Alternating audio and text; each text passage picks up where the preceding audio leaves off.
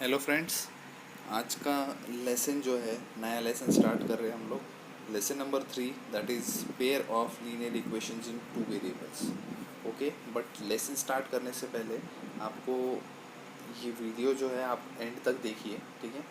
अब ये क्यों बोल रहा हूँ मैं कि अभी पॉसिबिलिटीज़ क्या है कि बच्चे क्या कर देते हैं कि वीडियो जो है वो 20-25 मिनट्स के आसपास होता है, तो इसलिए वो आप बीच में ही उसको स्किप कर देते हैं, ठीक है। तो इससे जो क्या होगा कि आपका जो पूरा कंसेप्ट है वो क्लियर नहीं हो पाएगा, ठीक है। अब मजबूरी ऐसी है कि हम लोग आके पढ़ा नहीं सकते, इसलिए हम लोगों को वीडियोस अपलोड करने पड़ रहे हैं। बट अगर आप ये वीडियोस का जो कंसेप्ट है कि वीडियोस के थ्रू आपको स्टडीज़ करनी है, ऑब्वियसली ये बहुत ही नया कंसेप्ट है। इससे पहले हमने कभी भी ये वीडियोस वाला कंसेप्ट जो है वो ज़्यादा यूज़ नहीं किया है। बट अभी सिचुएशंस ऐसी है कि हमें मजबूरी में इसको करना पड़ रहा है। तो आपको इसको इफ़ेक्टिव किस तरीके से बनाना है, तो आप लोग क्या कीजिए कि जब भी आप मैथ्स की वीडियोस देख रहे हो, इवन साइंस की वीडियोस भी देख रहे हो, ठीक है, तो मैथ्स की वीडियोस के लिए आप एक नोटबुक हमेशा साथ में रखिए। और जैसे जैसे क्वेश्चन आपको वीडियो में एक्सप्लेन किया जा रहा है, वैसे उसी टाइम पे आप उसको सॉल्व करना शुरू कीजिए, ठीक है। तो इससे क्या होगा कि आपकी पहले तो प्रैक्टिस भी हो जाएगी, और फिर उसके बाद में हम लोग ये और क्वेश्चंस जब वर्कशीट्स मिलती हैं आपको, तो उसमें आपको डिफ़िकल्टीज ज़्यादा नहीं होंगी, या फिर टेक्स्ट बुक एक्सरसाइज सॉल्व करने में ज़्यादा डिफ़िकल्टीज नहीं होंगी, ठीक है। नहीं तो ऐसा हो जाएगा कि वीडियोस देख लिए और फिर चलो वीडियोस देख लिए हैं, हाँ, फिर इसके बाद में हम लोग बाद में देखेंगे सॉल्विंग का। तो उस तरीके से मत कीजिए। जैसा कंसेप्ट आपको मैंने बताया उस तरीके से आप ट्राई करते हो तो आपको डेफिनेटली वीडियोस बहुत ही ज़्यादा हेल्पफुल रहेंगे। ओके, चलिए अभी आ जाते हैं पेयर ऑफ लीनियर इक्वेशंस की तरफ। तो आपने 9th स्टैंडर्ड में भी ये टू वेरिएबल्स वाले जो इक्वेशन थे, मतलब देखिए यहाँ पे एग्जांपल दिया हुआ है 2x + 3y = 5। ये हम लोगों ने 9th में भी किया हुआ है, ठीक है। इसके सॉल्यूशंस भी हमने 9th स्टैंडर्ड में फाइंड किए थे। मैंने एक सोल्यूशन फाइंड करके दिया हुआ है कि अगर x2 ले लेते हैं तो y आ जाता है 1/3। मतलब ये 2 और 1/3 जो है ये इसके सोल्यूशन है। ओके, लेकिन अगर मैं रैंडमली बोल देता हूँ कि चलो भाई मेरे को x लेना है 2 और y लेना है 4, और मैं वैल्यूज़ डाल देता हूँ। यहाँ पे देखिए 2 × 2 4 आ गया, 3 × 4 12 आ गया, टोटल आंसर आ गया 16। लेकिन हमारी जो ऊपर इक्वेशन थी उसके तो राइट साइड में 5 था, हमारा लेफ्ट साइड में आया है 16, राइट साइड में 5 है। मतलब कि ये इक्वल नहीं है। मतलब ये जो 2 और 4 लिखा था हमने रैंडमली, वो उसके सॉल्यूशन नहीं है दोनों। अब सॉल्यूशन नहीं है इसका मतलब वो लाइन जब हम किसी ग्राफ के ऊपर रिप्रेजेंट करते हैं, ठीक है, तो उस लाइन के ऊपर के जो पॉइंट्स है वो ये दोनों तो नहीं है, क्योंकि वो सॉल्यूशन नहीं है तो उस लाइन को वो रिप्रेजेंट ही नहीं कर रहे, ठीक है। तो कोई भी इक्वेशन जो है, कोई भी लाइन जो है, अभी हम लोग इक्वेशन बोल रहे हैं, इक्वेशन से हम लोग ग्राफ पे वो लाइन ड्रॉ करने वाले, लेकिन वो लाइन ड्रॉ करने के लिए वो पॉइंट्स होना ज़रूरी है। और वो पॉइंट्स क्या है, तो वो पॉइंट्स है उसके सल्यूशंस, जो हम लोग आंसर फाइंड आउट करते हैं। किसी एक वेरिएबल की वैल्यू लेते और फिर उससे हम दूसरी वैल्यू फाइंड आउट करते हैं। ओके, तो मैंने यहाँ पे लिखा भी है, दस every solution of the equation is a point on the line representing it. Okay, अब देखिए ये तो हो गया रिप्रेजेंटेशन की बात, ठीक है। ये इक्वेशंस जो है वो ग्राफिकली किस तरीके से दिखती है, मतलब ज्योमेट्रिकली कैसी दिखती है ये। तो मतलब ग्राफ पे अगर हम ड्रॉ करने को जाएंगे तो ग्राफ पे हमें मालूम है एक्स एक्सिस और वाई एक्सिस होता है, उसके ऊपर हमें ये इक्वेशन कैसे दिखाएंगे हम लोग। तो इक्वेशन हम लोग ज़्यादातर लाइन के फॉर्म में दिखाते हैं, ठीक है। तो 3 पॉसिबिलिटीज़ है ग्राफ के ऊपर जब आपके पास pair of linear equation in 2 variables. Pair बोला है मतलब कि 2 वेरिएबल्स वाली 2 इक्वेशंस हैं। तो दोनों इक्वेशंस में पहली पॉसिबिलिटी हो सकती है या तो वो इंटरसेक्ट करें, ठीक है, जैसे कि मैंने यहाँ पे क्रॉस दिखाया हुआ है, मतलब 2 लाइंस जो है वो एक दूसरे को ऐसे कुछ तरीके से इंटरसेक्ट कर रही है। या तो 2 लाइंस जो है वो पैरेलल हो सकती है, जैसे कि ये नोटबुक की 2 लाइंस पैरेलल है। तो अगर हम ऐसे हो सकता है कि समझ लीजिए ये हो गया मेरा ग्राफ, मैं अब रेड पेन से ये लाइन ड्रॉ कर रहा हूँ, तो ऐसी कुछ दो लाइंस बन सकती है जो कि एक दूसरे से पैरेलल है, या फिर वो बन सकती है कोइंसिडेंट।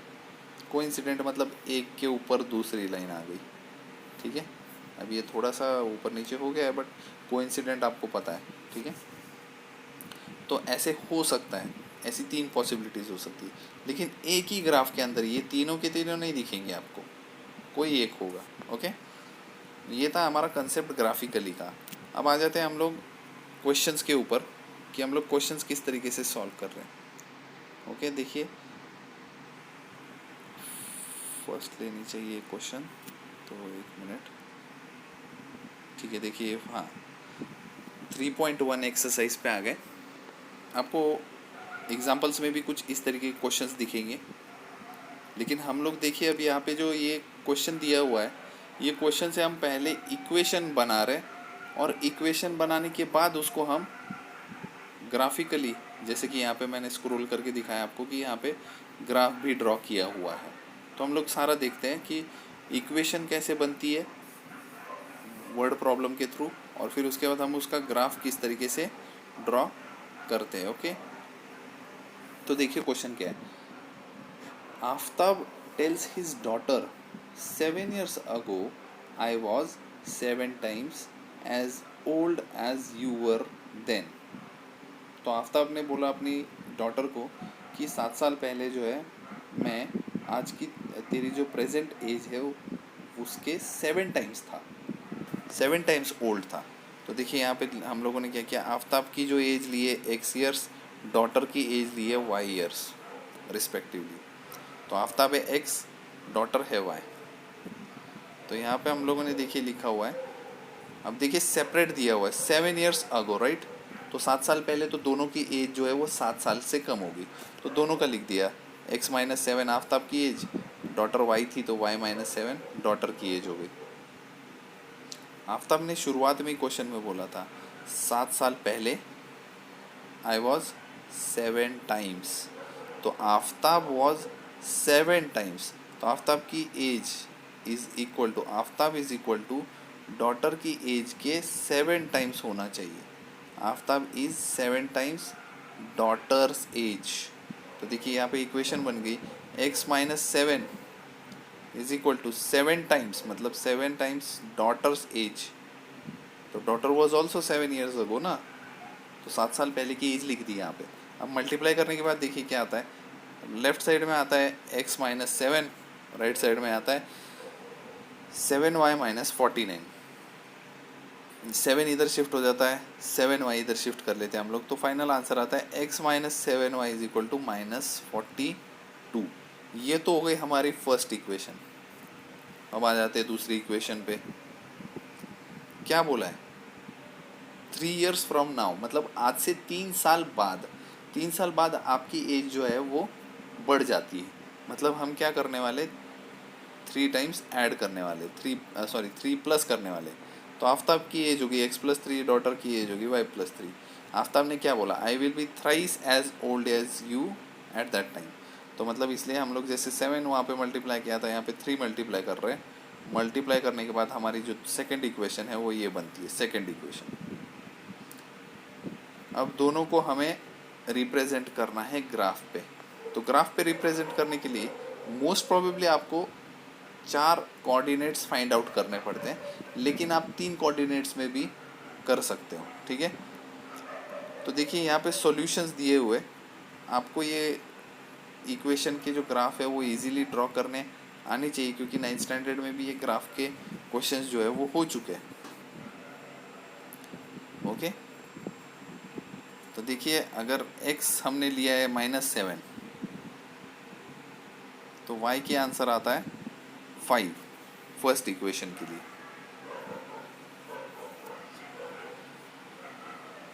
और अगर हम लेते हैं, नहीं सॉरी, देखिए यहाँ पे क्या दिया हुआ है उन्होंने, ये इक्वेशन के लिए ये उनके कोऑर्डिनेट्स है। तो उन्होंने यहाँ पे देखिए 7y दिया हुआ था, तो y की जगह पे आप हर बार वैल्यू डालोगे। तो आप क्या कीजिए कि यहाँ पर कोई भी वैल्यू ले सकते हो आप, तो आंसर तो वैसे भी आने ही वाला है। आप 1 ले लो, 2 ले लो, 3 ले लो, 4 ले लो, लेकिन ऐसे नंबर्स लीजिए जो आपके ग्राफ पे इजीली ड्रॉ हो सके, मतलब जो है 10-15 के अंदर जो है वो इजीली आ सके नंबर्स। ठीक है, तो यहाँ पर उन्होंने देखिए ये कुछ नंबर्स लिए हुए, आप ज़रूर इसको ट्राई कीजिए और नोटबुक के ऊपर सॉल्व करके देखिए कि ये आंसर्स आते हैं कि नहीं। वैसे ही दूसरी इक्वेशन जो है वो है हमारी ये, इसमें भी उन्होंने देखिए यहाँ पे 3 वैल्यूज़ लिए। ठीक है, और उसके बाद में यहाँ पर उन्होंने जो इक्वेशन थी उसके उन्होंने 3 पॉइंट जो थे वो मार्क कर लिए ताकि इजीली ड्रॉ हो सके। अब देखिए यहाँ पर इन्होंने सिर्फ 2 ही पॉइंट लेके ड्रॉ किया हुआ, एक्चुअली तीसरा पॉइंट लिया है, मैंने देखा नहीं था वो, यहाँ पर थर्ड पॉइंट है।